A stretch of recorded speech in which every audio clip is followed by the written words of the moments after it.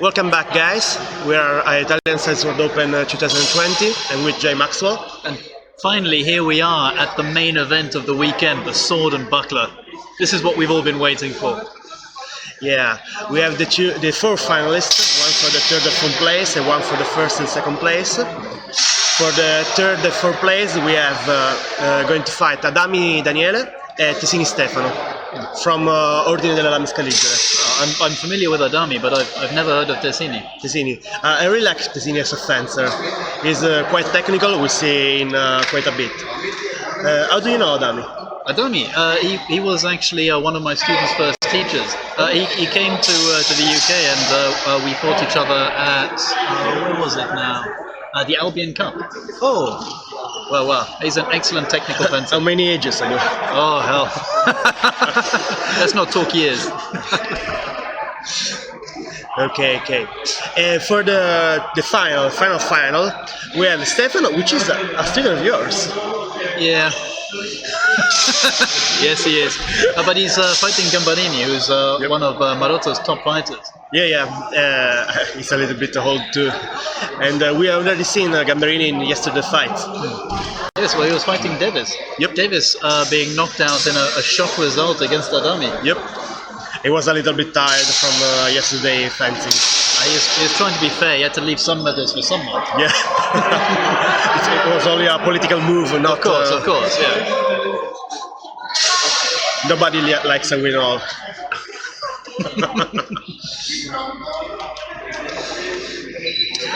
How went the 2 days of fighting for you? For me, it went excellently. It's been a magnificent event, especially in light of the shutdowns across Europe. The number of people who have turned up and the variety of fighting styles has been excellent. Okay. I'm glad you enjoyed that. I wasn't expecting us to be able to sell out the event, but here they are. No. We had to send away some people because the bookings were really full. Not just saying. Of course, no one else has been able to run any event, so this is the first event of the year. Yeah. That's true. You were telling me before you were surprised to see many clubs different from Sala d'Armechile Marozza here. Well, Sala Marozza is such a presence in Italy. I expected numerically for it to be almost a one-stable event. But actually there are numerous clubs here that have got more participants than Achille Marozza. Yeah, we decided to limit the Achille Marozza participants for allow the other clubs to join in. Did you have a qualification to get plenty? No, not actual qualification for this event particularly, but we don't have to excite our guys to go here, to come here. So was there much argument about who was going to be able to take part?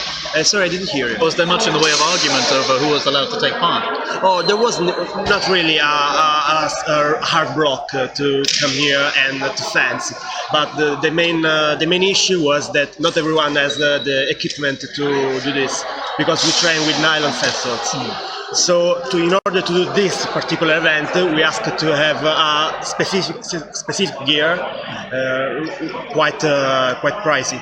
Yes, the equipment levels for this event were much higher than you see at other events normally, which comes down to legal and insurance reasons, with an 800 Newton jacket and an 800 Newton underplastron, as well as a gorget. Yeah, it's the same as in Olympic fencing. Yeah. And for here it's a little bit different because we ask even there to be a padded jacket underneath that, or a plastron underneath it, because you always have the impact, because our swords are heavier than Olympic fencing. Of course, but people are always going to be seeking that compromise. Some people are going to be wanting the freedom of movement that comes with lighter equipment. Others are going to be over-padding. Yeah. I think the people we are going to see in finals, especially the one from Ordine della Lama Scaligere, are actually with Olympic fencing equipment and underneath that plastrons. So it's been a good number of them. Yep. They preferred a lighter equipment. 1 sec. Yeah, you can go on. The referees were asking us if they can start the finals. Oh, bring it on! Yeah, can't wait to see some other fights. Well, both of these are going to be very interesting technical fights, I believe. Yeah, Just I think basically. this fight will be quite different from what we've seen before from Daniele, because he knows Stefano. So Tessini, because they train in the same gym, so that will be a matter of fact, quite a factor in this fight. Absolutely. We'll have to see whether it lives up to the same level as Gambarini versus Davis yesterday. Oh well, let's hope so. Let's hope so. And did you see anything interesting in particular in this tournament? For me, the Verbero was fascinating. I think there's a real opportunity for Hema there.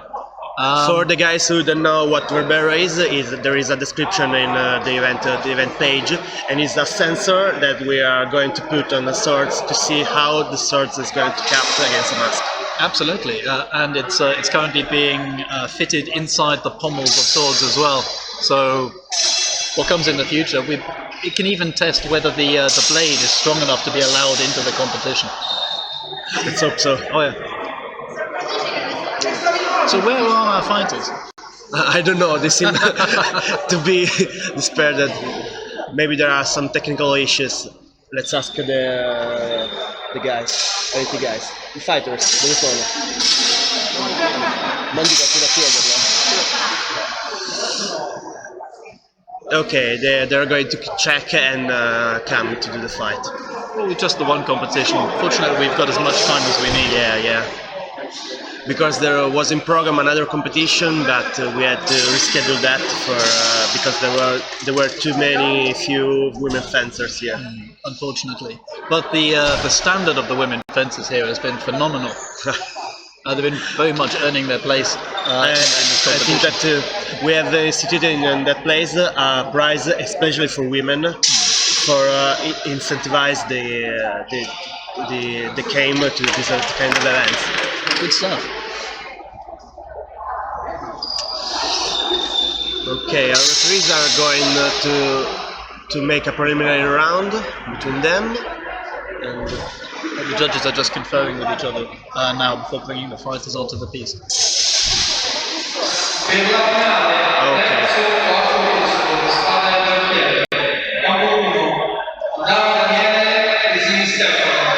They're announcing the finals persons.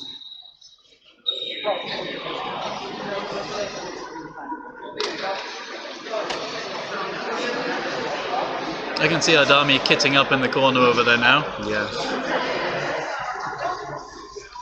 Is that Stefano Tessini there? No, Stefano Tessini is he's the one behind him. Yeah.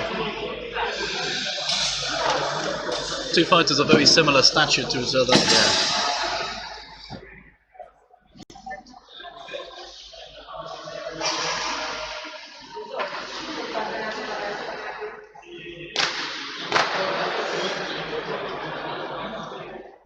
Okay, so Adam is getting ready, the weapons are on the field.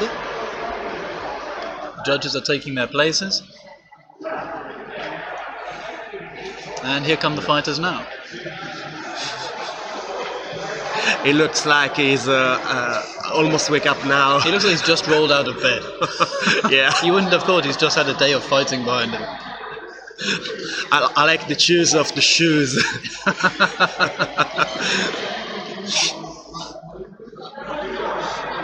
Well, one time, I think in tennis they were using this kind of shoes for this sport. So, well, it's a flat-soled shoe. It's got plenty of ankle mobility. I don't know how long they'd last. I don't think very long. If you read, I will public I like shooting. Sorry, guys. One of our sponsors. Yeah, actually the one that we see behind. There seems to be some delay in Tessini getting ready. Yeah. Referees are calling him. I think Adam is fighting with the red band and Tessini with the blue one. And this is again going to be 3 matches of 10 rounds each. Yep, exactly. At a maximum of 2 minutes each round. 2 actual minutes, so arbitral decisions are not counted in.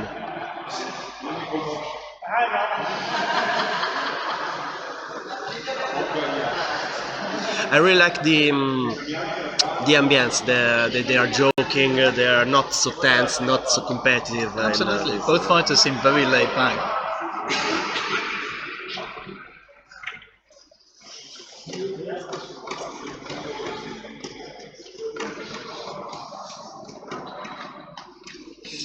Tassini earlier showing good point control in his fights. Yep.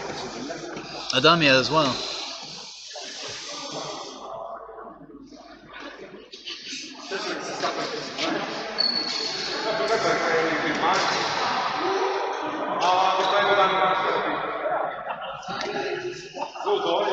Both fighters have minimal hand protection.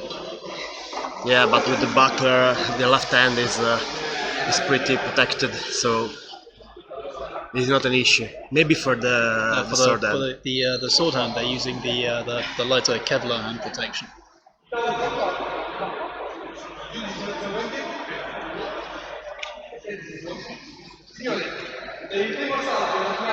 They left their mask away to insane the perspective of the other defender.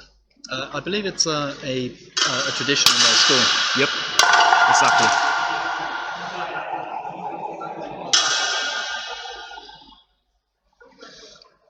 Okay, they're getting ready. And we're off.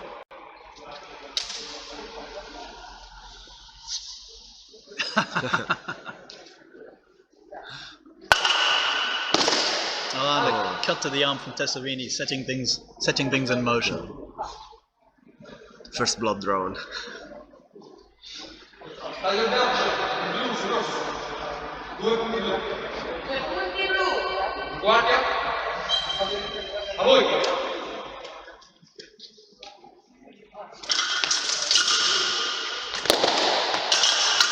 like they're both pretty aggressive because they know each other's style, so.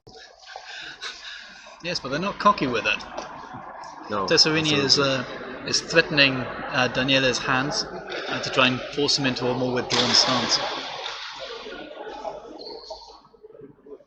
I like he's searching for trust on his body, but I didn't think he liked it.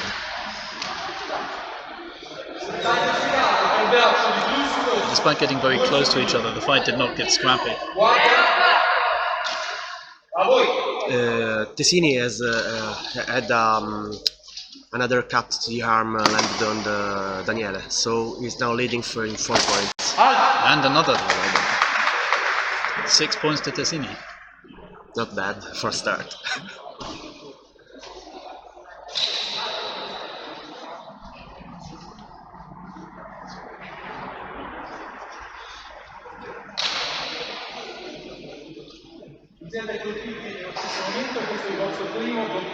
Okay, they counted the blow from Adami too, so they counted a double. No point. Adami looking completely nonplussed by the whole affair. Tessini fighting from Sotto Braccio.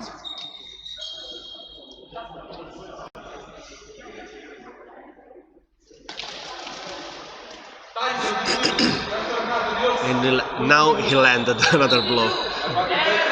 So now it is a 6-point lead for Tessini. Okay, but Tessini is telling the judges that a blow landed on his head. So. Okay. The fighter agreeing with us. So it will be 4-1 points.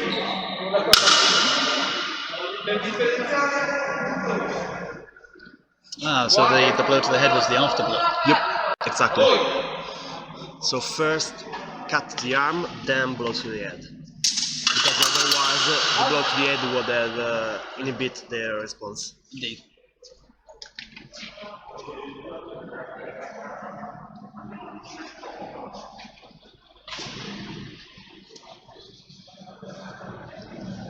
Another blow from Adami, I think. A thrust to the torso. That's 3 points. Adami was a flash in this action. It's a technique I've seen him use several times so far. Ah, beautiful cut to the body. Tessini went to parry high, and the blow landed below his sword.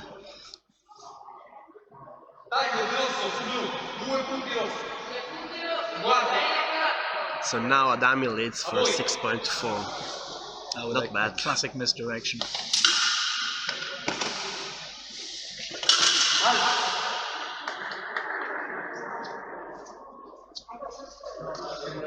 But in sword and buckler, it is very rare that a simple action will land a blow. It has to be a compound action. But it's a beautiful thing to add two weapons. Oh yes. In here, I think Adami searched the thrust in Tessini, and Tessini searched a falso to the arm. I don't know what of the two blows has landed on the other. Well, the judges are uncertain at the moment as well. They're conferring in the center of the ring.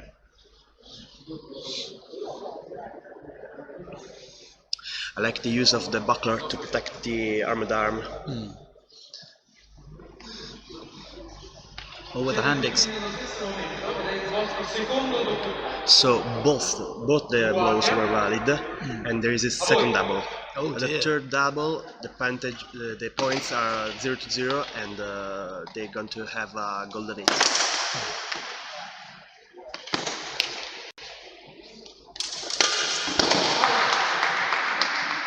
And another exchange of blows. Of course, when keeping the hand forward, it's essential to cover the exposed hand with the buckler.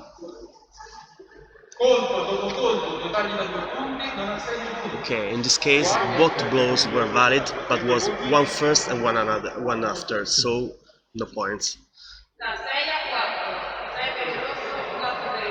Adami is leading 6.4.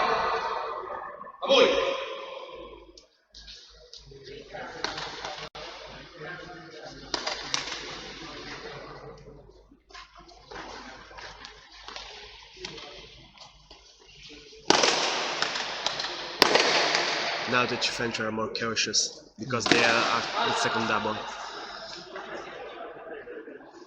And it looked to me as though Adami managed to score the cut to the legs without an afterblow. Oh, didn't that cut from Tessini landed on his shoulder? I didn't see that blow land.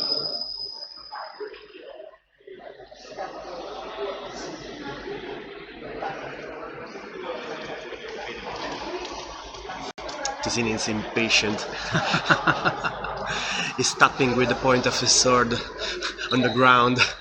Well, of course, he must be very aware that when he started this round, he only needed to land one blow in order to even the score. So the Tessini landed actually his blow, but it was counted on the head.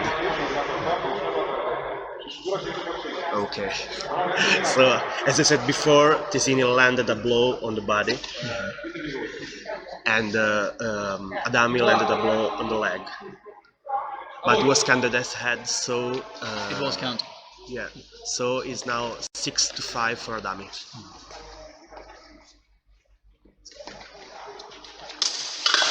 Oh, nice thrust. Adami saw a window and he jumped right in. A good thrust in tempo. Teacher and student, of course, using many of the same techniques.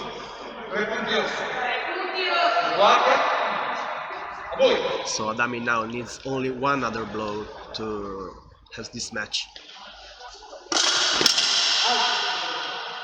And it comes with a cut on the leg. Tessini jumping in, trying to even the score as quickly as possible and sacrificing the leg in the process. Did you land some hit on the head? I think Adami managed to avoid the blow and cut the leg. Well, yes, with a buckler it's easier than with a sidesword alone, because you can parry and hit at the same time. It's true, although risky. Yeah. I don't like personally very much the buckler to parry a blow. I like always to rig itself with the sword. Yes, traditionally the buckler would have been used as a secondary line of defense. The lance has to be on the sword.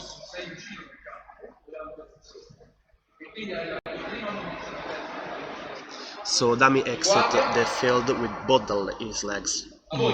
So the blow he landed was not valid.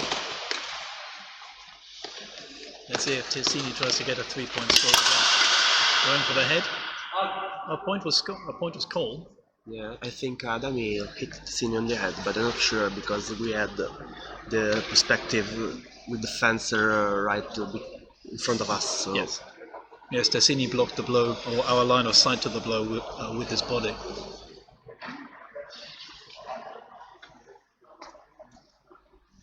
You see the fencer discuss what land and what not.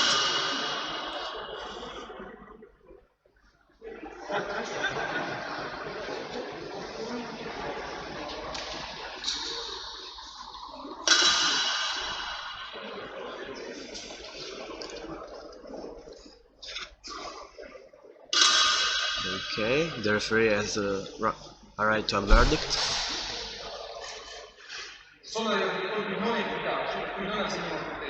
Okay. No score? No score, exactly. We're running out of time. Yep, they have 7 seconds. And the pressure's on for Tessini. Oh, here he goes.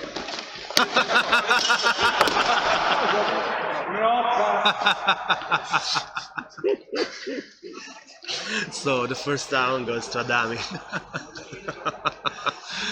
I'm not sure how I would score that last round technically. Wow.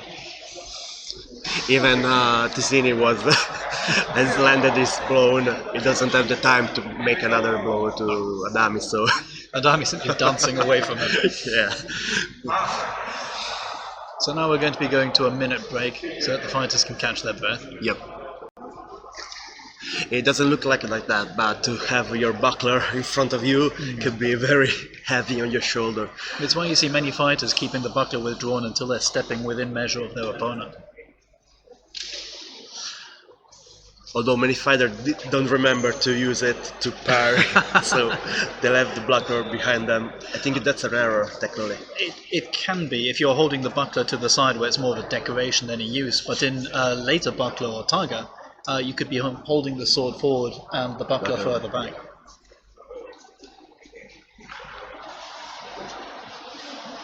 So this being more of a reactive than an aggressive stance, however.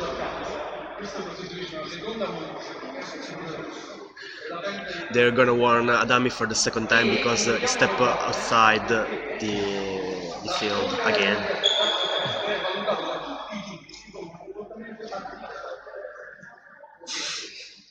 And they're telling him not to joke on the field because it's a final.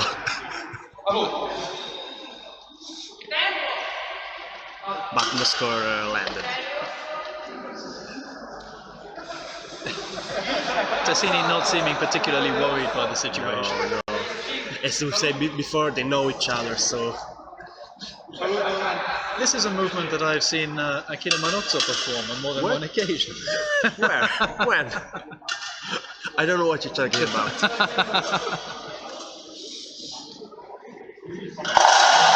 So what do you think about this fight technically? I think the two of them are very familiar with each other, and because of that, they're doing things that I wouldn't expect them to do against a fighter they'd be less familiar with. There's no need for them to feel each other. So although it seems like they're rushing into each other, this is actually coming from a place of familiarity.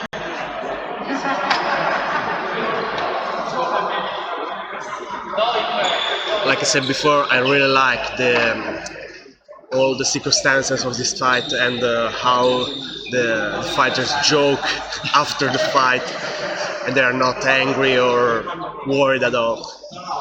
But then Adami, we've seen him earlier on between his matches just lying down on the floor, wrapped in his jacket, while other fighters are pacing up and down and gnashing their teeth. It's a signature. Remember, he might watch this video. Oh well, he knows that I admire him to be able to sleep, wake up and fight right after. I could do it. It's something I envy anybody who can do that. Okay, so the two fighters ended the minutes of break, and then they're going to meet for the second round. theoretically, the pressure is now on Tessini. Yeah. Jay, I advise not to touch this because the microphone is really sensitive. Oh, sorry.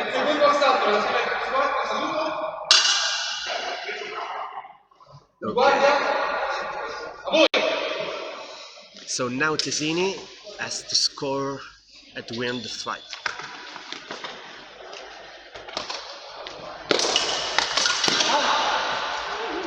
Search for the trust. Tessini taking Marozzo's advice to heart to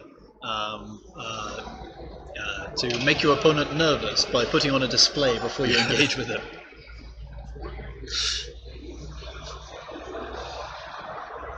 But I don't think Marozzo's enemies was like that. I imagine the atmosphere was quite different. Yeah.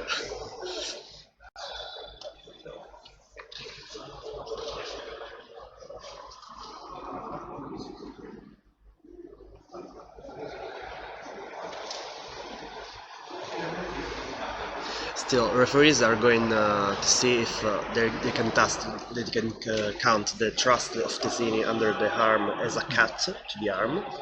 And I think Adami landed something on the Tessini head, but I'm not sure about that. So the question might be whether there's a push cut to the arm before the after blow to the head, or whether the cut to the head invalidates the cut to the body that followed. Exactly.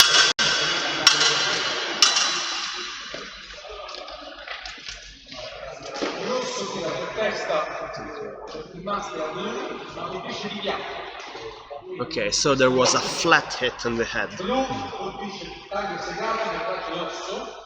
The only hit affected was the bruise on the arm from Tessini. So Tessini is now leading with 2 points. An unexpected outcome from that round.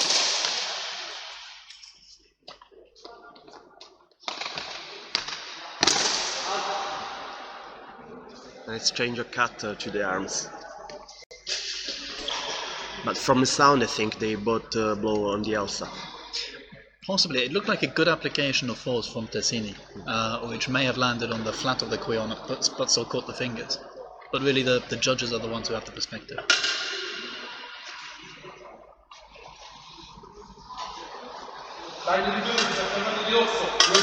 Yeah, they counted the cut from Tessini to Adami, so now Tessini is 4 points ahead.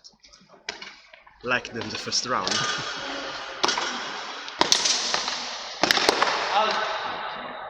Well, I certainly think underestimating Adami's ability to come back from this would be a mistake.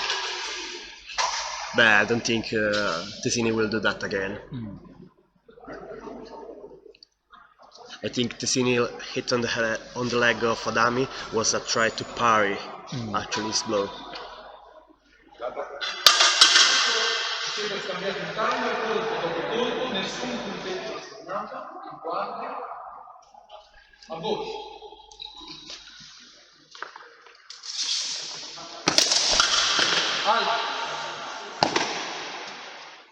Another cut from Tessini. The judges were in the way, but it looked possibly like Adami managed to land a thrust on that. Yeah, I didn't see that.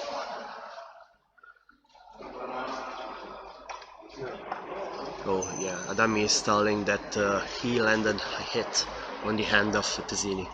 And Tessini landed a cut to the body. Yeah, but I don't think the judges will take in account of Adami referral. Because here you can only refer what you have, what's been hit here, not what you're hitting with. You can't claim a score. No. It would be unfair, a little unfair. Not to mention that you would end up with arguments on the piece.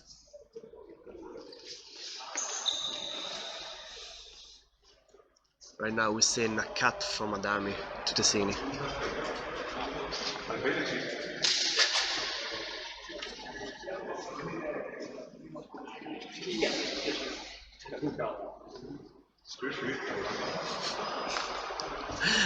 Adami is telling the judges it was quite effective. Yes. Sorry, Tessini.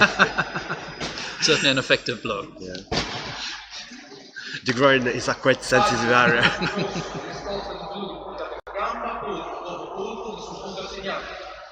So Tessini 2 landed a hit, but the scores were equal.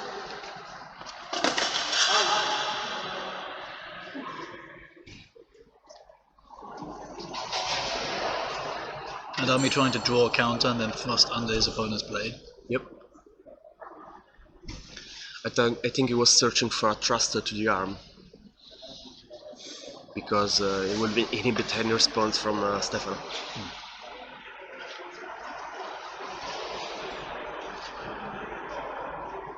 This event has got too many Stefanos. We need to use surnames. Oh well.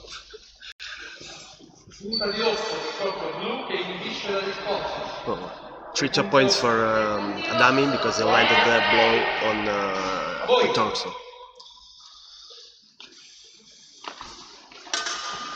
Adami is quite an expert fighter. And he managed to land another one as well.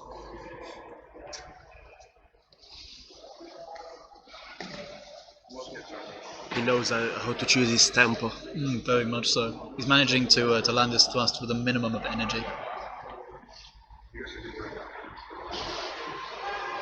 He's preserving himself. He's been doing that all day.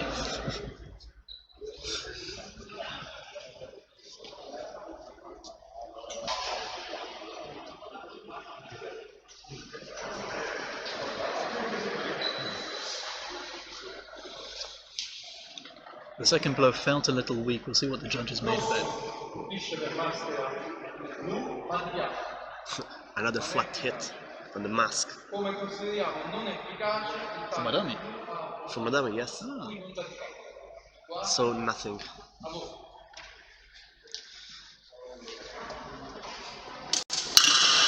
Adami trying the same technique twice and Tessini being ready for it this time. He gave a false edge cut, exceeding the misura of Adami. Which I believe is what he tried to do the last time as well.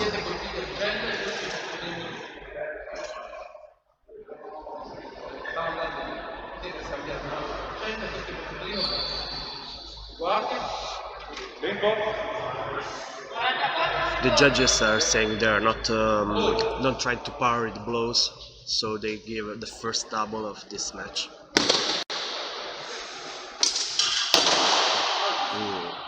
Tessini bring the Adami thrust outside his figure. Yep, led him in, and the question is whether the blow to the arm landed or the bucker took the force out of it. I think it landed. I think it landed.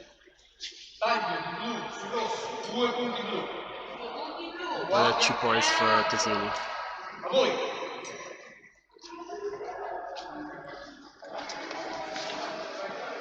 He needs only another blow.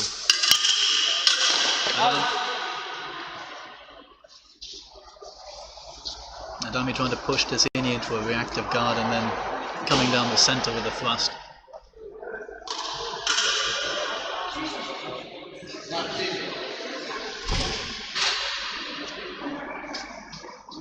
The two fencers are confronting again what land and what not. As long as they're not trying to influence the judges. No, I don't think they can, even if they try to.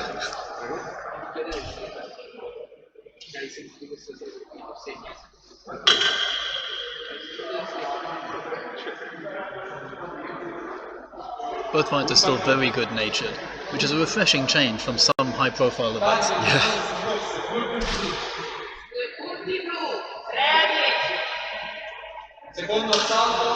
So, with this blow, Tessini landed the decisive cut. Which means we're going into a third match. Yep, exactly.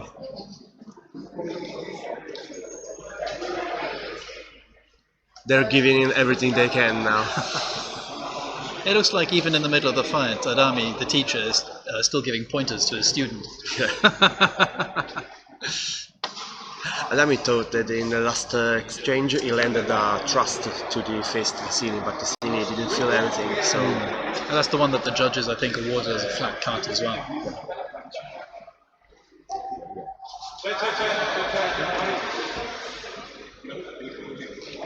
We can see quite a various pass in this fight, with Tesini being aggressive and then quiet, aggressive and then quiet. Yes, often being forced into a roll by Adami as he comes forward.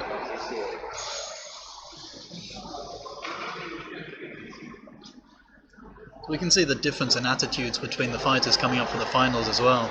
Stefano, the young fighter, already kitting up and pacing up and down, while Gambarini is nowhere to be seen. I think he's sleeping too. Probably. Okay, now it's going to start the third match.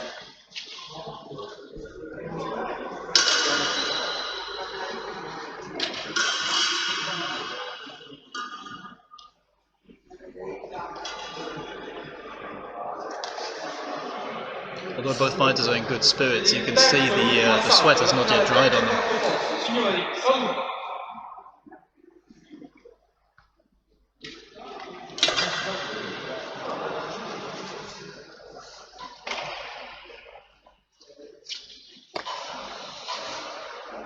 In guardia. A voi.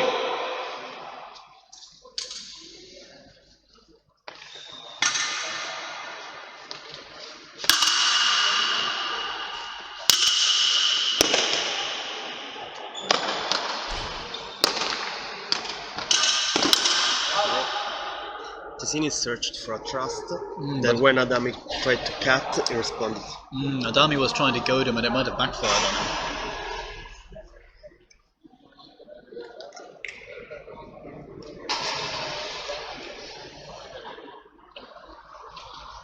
Looks like both the fencers are accusing some fatigue. Well, it being the third match, it's not surprising. At 10 points. I think that's the hard part. Oh, both matches so far went to camp.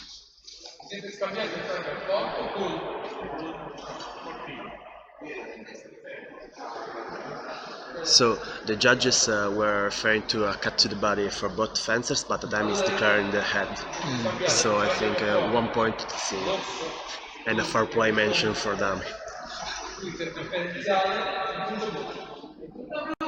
Guardia.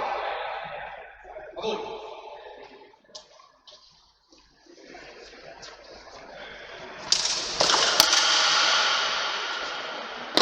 Points declared, but the hand's gone back down again.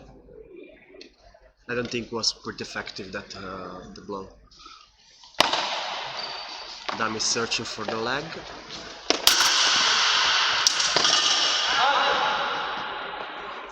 Solid blow from Tesserini. Good use of posture and counter posture. Yeah. I like how they switch between guards. Very much so.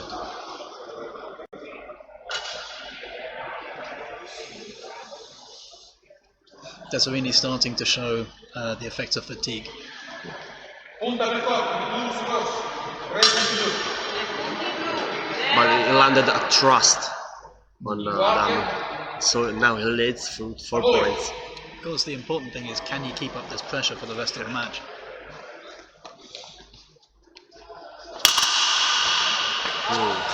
You call it. As physical fatigue takes effect, so does mental fatigue. Well, Adami landed a cut to the mask. Tondo cut across the eyes.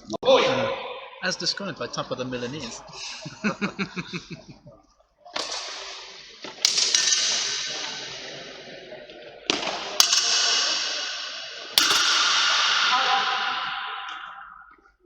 And another one to the body.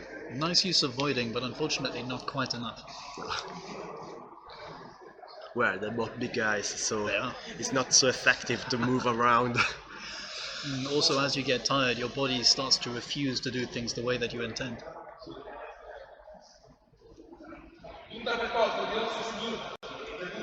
Oh well, not a cut, a thrust. A thrust.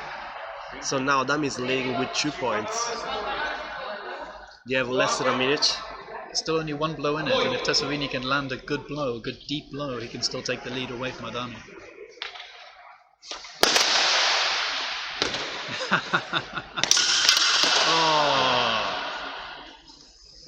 He tried to parry that with the buckler, but it skipped off and Adami landed the thrust on the neck.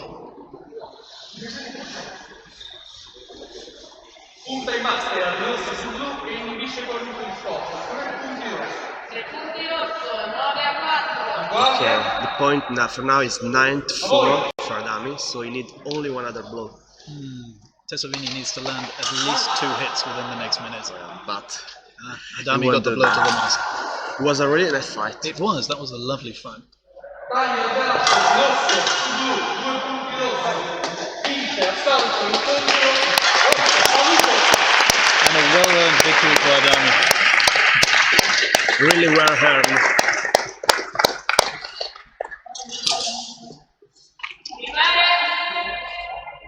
So now we're going to have the finals for first and second place. Between Stefano Conese and your fighter. Yeah, my Gambarini. fighter, Gambarini, yes. I was rooting for him yesterday, and today he's gonna make me proud, I Well, think. he made an excellent showing of it yesterday. I think losing by a point to Davis Carly is nothing to be ashamed of. Oh, well, absolutely not. I see Stefano looks like quite nervous. Oh, he looks like this before every final fight. Yeah? Yes, Okay, every okay. time. He paces up and down between the matches. For how long Stefano has been in HEMA universe? Stefano has been practicing for a little over a year now, I believe. He's a very new fighter.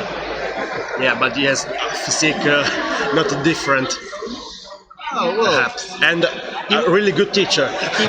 he works very, very hard. Of course, sometimes it can show that he's been at it only for a year or so far. But that's simply lack of experience. In time, I think we're really going to start seeing him shine. I fought him before, it was not apparent to be underestimated. With his training, he's been focusing very heavily on principles and measure, and that's been showing in these matches so far. I think he will enjoy the fight with Gambarini because Gambarini, of course, having the advantage of experience on Stefan. let's call experience. How many years has Gambarini been in here? Oh, I don't know. I think in the decade order. Decades. Decade, sorry.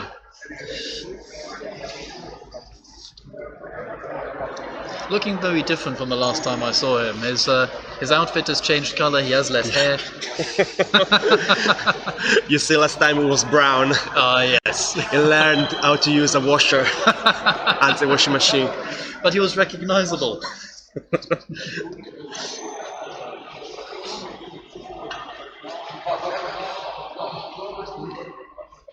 Gambarini no longer able to use the stinging of his opponent's eyes as an advantage in a fight. The guy we see behind Stefano is a fencing master. It's Olympic fencing master. Yes, indeed. That's Roberto Cazzato. His father is one of the oldest living fencing masters in Europe, practicing fencing masters in Europe at 93 years old. That's an age. But it's a generational thing. This is a family of fencers. And they're now also taking part in Stefano's training.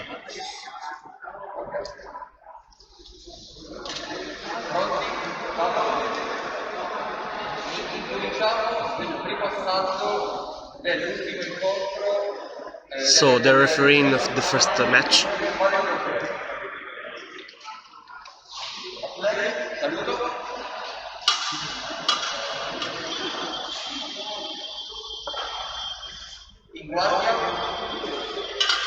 And the fight begins. Experience against youthful enthusiasm.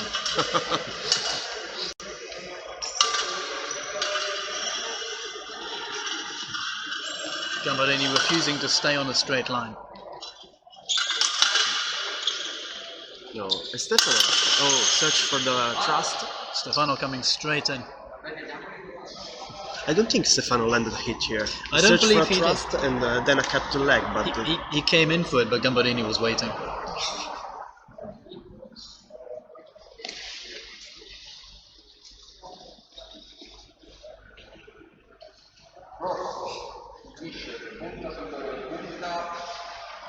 oh, Gambarini landed trust to Stefano Torres. I didn't see Underneath that. Stefano's guard, yes. punti in blu. So Gamberini is in the lead with 3 points. Well, he's declaring a falso cut to the arm. And well done, blue fencer.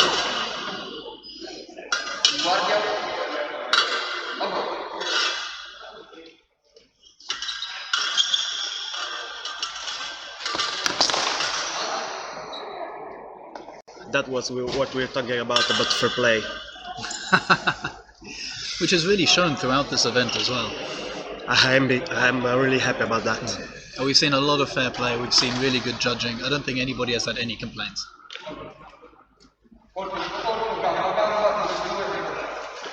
Okay, so both cut landed, but as the both cut landed, there was no point.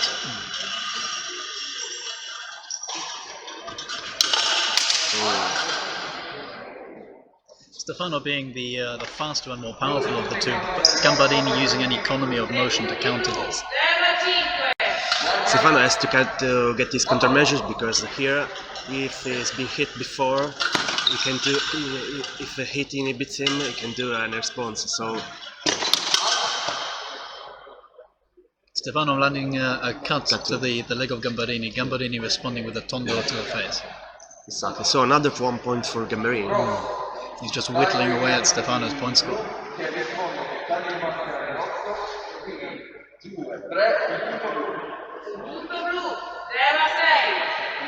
Gamberini is now 6 point leading. Fighters often underestimate the low point scores. It's the slow accumulation of points that can win matches. Well, every point counts. Absolutely.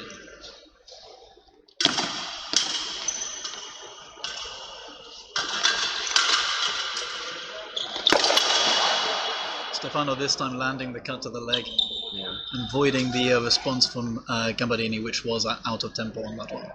He managed to deviate the Gamberini sword with his buckler. He did. Was a neck control of the iron. It's true, but we've seen this action now repeated several times in this match so far. And the question is whether he is now being over-reliant on this technique, or if he's trying to make Gambardini believe that he is. Let's hope for the second one.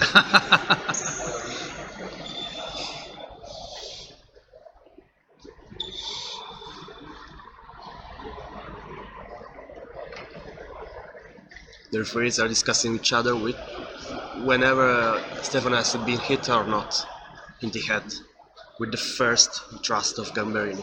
I don't think so. It didn't look like that. We have to wait and see. If Luca Dazzi is smiling and laughing, we know it's a good match.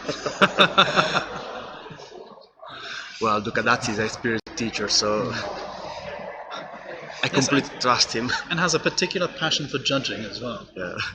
Oh, yeah. He didn't want to, but we managed to ask him to do that.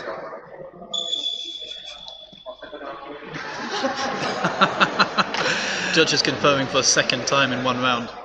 The main referee over there is a student of mine, is Federico Di Marco. And as I'm a student of Luca, he's a second degree student for Luca. So The third generation. third generation, yeah. They get old so fast. Don't talk about Luca like that. No.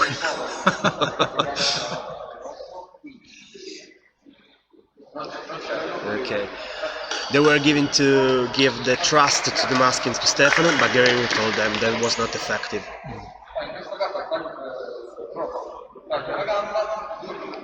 So 2 points for Stefano.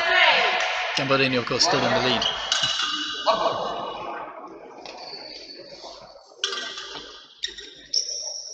But now Stefano is short in the distance. Oh, sorry, spoke too soon.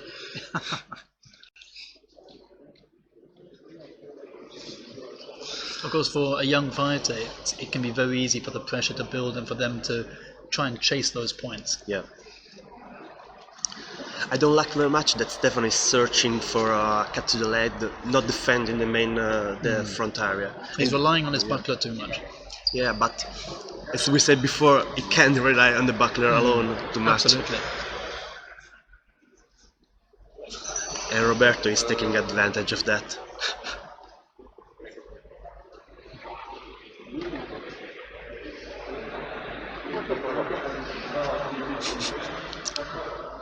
As I said before, we can't say that if we have hit our opponent.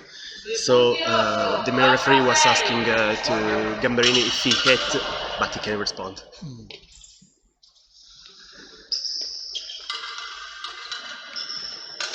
So the cut from Stefano was counted, so is now 6-4. Stefano yet again chasing that cut to the leg. Yeah. Gamberini managed to get an imbroccato over the top of the buckler. The question is whether the point landed.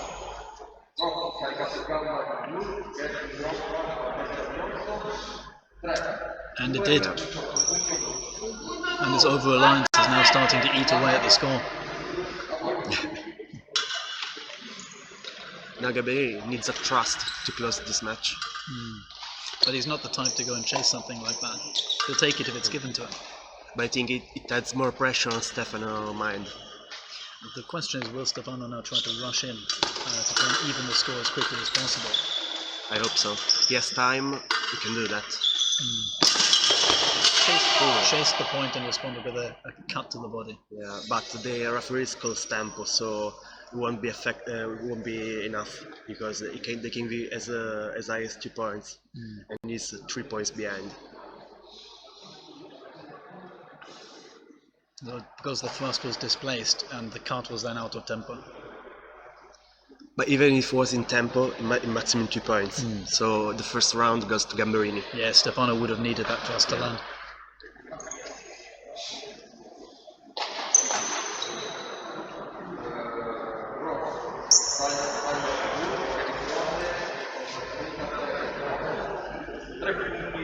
The landed from Gamberini landed on Stefano, so another point for Gamberini.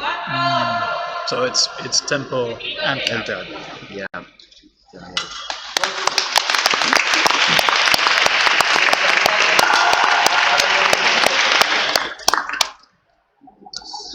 I have to ask you, as Stefano teacher, what do you think of his performance here? He showed an over-reliance on this one technique, the cut to the leg and trying to defend with the buckler. And I think I put this down to pressure. Because in his previous fight against Adami and against a number of other fighters, he started the day doing the same thing. But then throughout the course of today's event, he started using more compound actions. He started using misdirection. He started threatening his opponent's hands when they put their hand forwards to force them into a more withdrawn guard. And he started finding his way between the weapons and following the line of the blade. But he seems to have completely lost that in this match so far. We can hope that he now finds his feet and wins it back in the second match.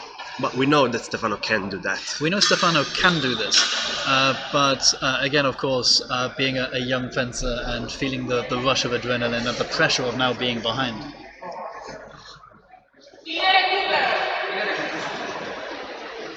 Now the fans are getting up to have their second match.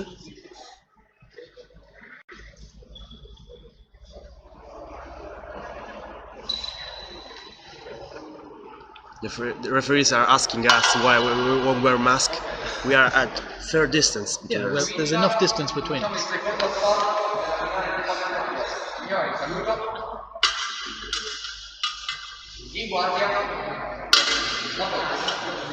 Do you personally think Stefano has regained his cold blood? I think Stefano is from southern Italy and his blood is very hot.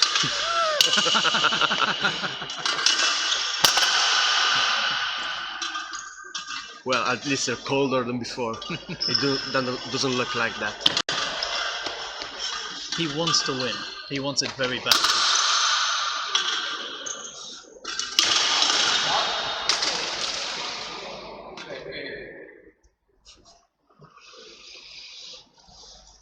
Both fans are close to the action between them, and Stefano landing a blow on Gamberini's head. It looked like it may have been with the hilt, however.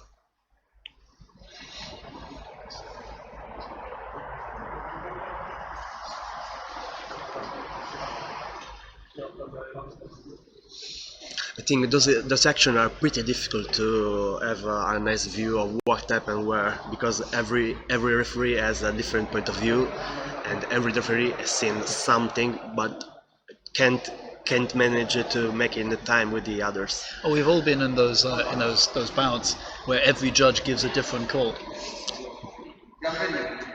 This is why it's essential to have a good head judge.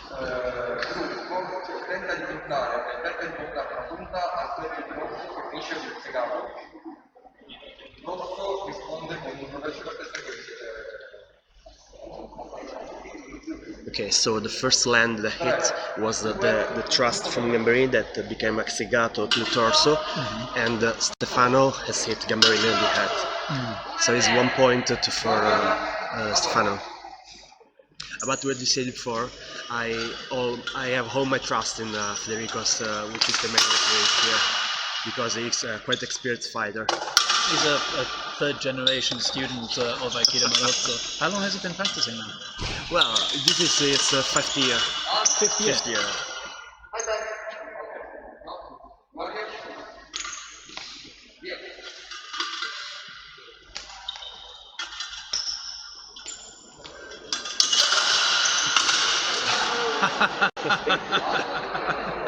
And Gamberini did a barrel roll. That's a good trick. Yeah, fun to watch at least. I don't think it will be counter-effective. Well, Stefano went with the point, but he didn't put anything behind it, which makes me believe that it was to lead into a second intention. Gamberini countered the thrust, and then it turned into this.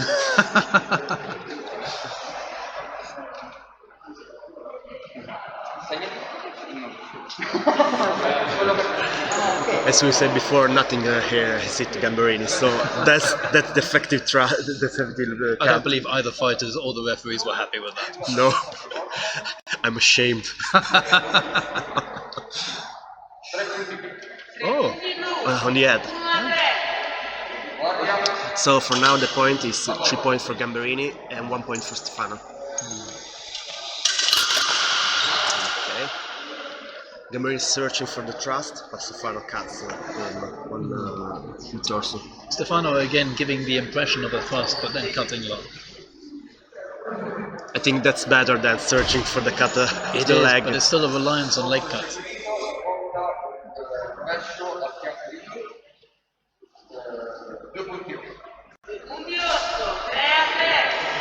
So now they are even in the 3-point score. Of course, Gamberini, with so many years' experience, is very difficult to lead on.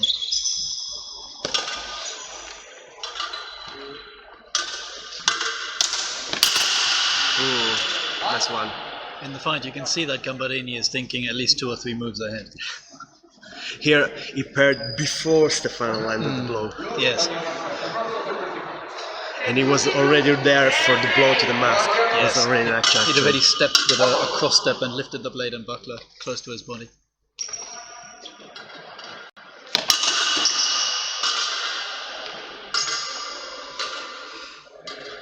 Stefano trying to goad Gamberini into following and then dropping a downward cut towards the arm, which of course wasn't there.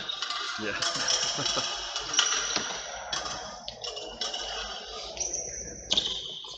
Gamberini also showing good ring craft and a complete awareness of the edges of the ring that he's standing in. I like how Stefano keeps his buckler always forward. Yes. Helps like strength.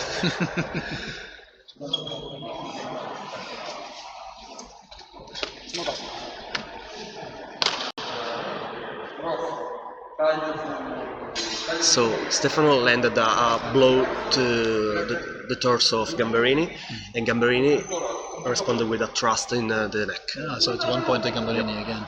And now Gamberini is winning, is in a winning position again with 7 points. He needs to land one solid blow. 19 secondi. They have 19 seconds. And Stefano's physical training is very intense, but you cannot just rely on speed and strength.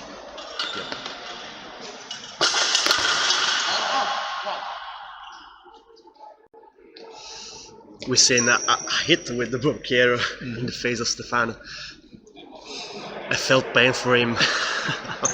Well, we expect a certain amount of control with the punches with the buckler, but then if you were to actually strike for real with the buckler, you'd be striking your mustachio with the rim and not with the face. Exactly. Here is prohibit. That's the reason. Yes.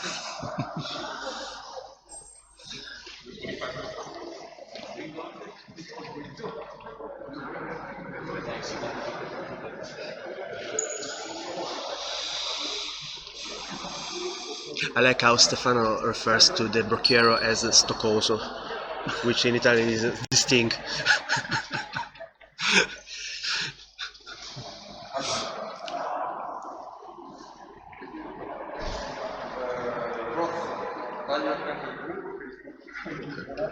So the Stefano hit landed on the body, and the blocker hit was counted 2 points, so no points for each one.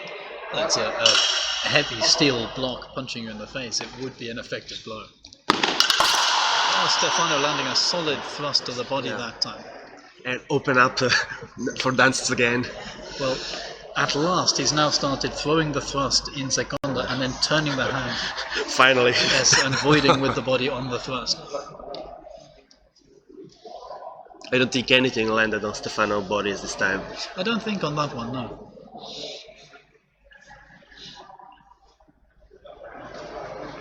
Now Now we have to look at the clock. Yeah, they before this assault they were saving 13 seconds. Oh. So they counted the segato from Gamberini, and they told them that they have to prefer to parry until that. But Gamberini is declaring he is not landed the blow.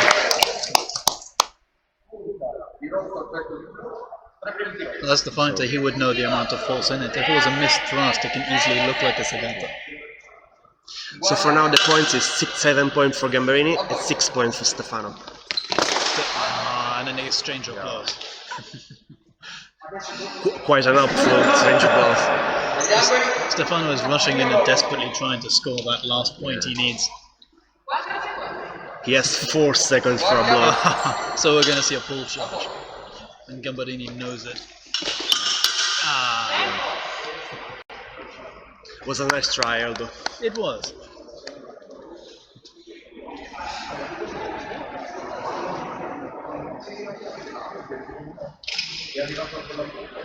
Now look at that, he's seeming to have questions.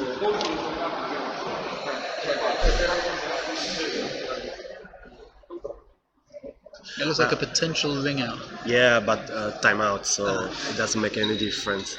I like the action when Gamberini leads the and search for the blow. But Stefano searched another time for a first intention blow to the legs. It's a specific technique that we train a lot in our school as well. Why? What? Why the first? The slip and the cut. Yeah. The one of Gamberini. Yes. Yeah. No, I was asking Stefano not cross the leg. Oh, no. So Gamberini has won this tournament. And Stefano Canese has won silver. But Stefano has a lot of room to improve. I really like that.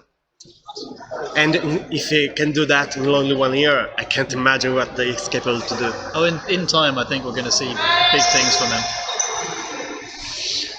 So that's all for today's event. And it's been a magnificent event, which you have organised, by the way. And I've helped organize. Thank Thank you. I'm really glad you could came here. I was delighted to be here, and thank you for inviting me.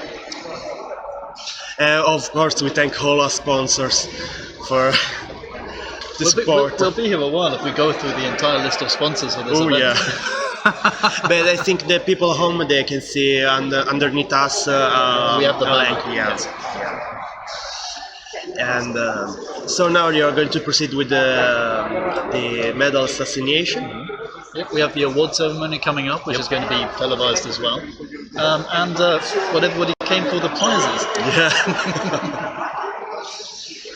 Okay, guys, thank you for watching us here. We were announcing the next Sidesword event, which could be the English one, Or possibly in Germany for the very first time. so let's hope you can see us there. Absolutely. We're moving on to possibly a French Sidesword event, making this a European league. See you next time.